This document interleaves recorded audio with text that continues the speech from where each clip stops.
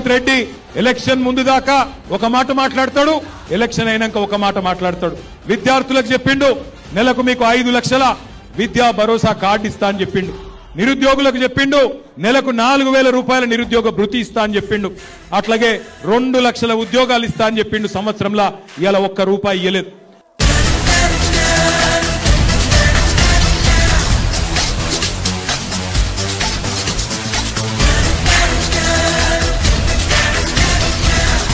పెద్ద పెద్ద హిట్లర్ అసొంటోళ్ళే పీకిన్రు, నువ్వెంత నీ బతుకెంత రేవంత్ రెడ్డి అని అడుగుతున్నాం. ఇవాళ జూబ్లీహిల్స్ అన్నట ఓటేయకపోతే రద్దు చేస్తాడట పథకాలు.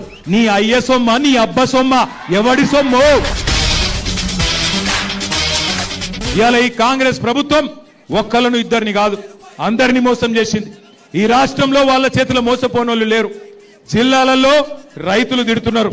ఒక్కొక్క రైతుకు చెప్పిండ్రు మీకు 10,000 కాదు 15,000 ఇస్తామని చెప్పిండ్రు.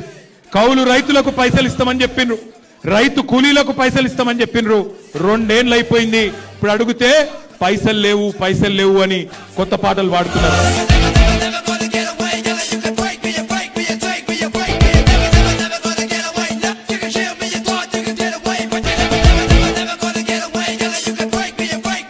ఒక్క ఛాన్స్ ఇవ్వండి అయ్యా, నీకు ఒక్క ఛాన్స్ ఇస్తేనే కదా 162 మంది ఆటో వాళ్ళు ఆత్మహత్యలు చేసుకునే పరిస్థితి తెచ్చినావు.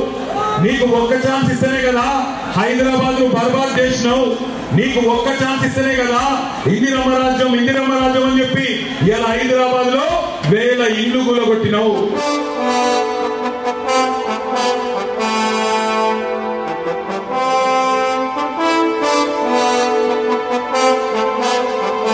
ఈ హైడ్రా అనే రాక్షసి మాయం కావాలంటే, ఈ 2 ఏళ్ల అరాచక పాలన ఖతం కావాలి అంటే కారు గుర్తు మీద ఓటేసి మాగంటి సునీతమ్మ గెలిపించమని నేను కోరుతా ఉన్నాను.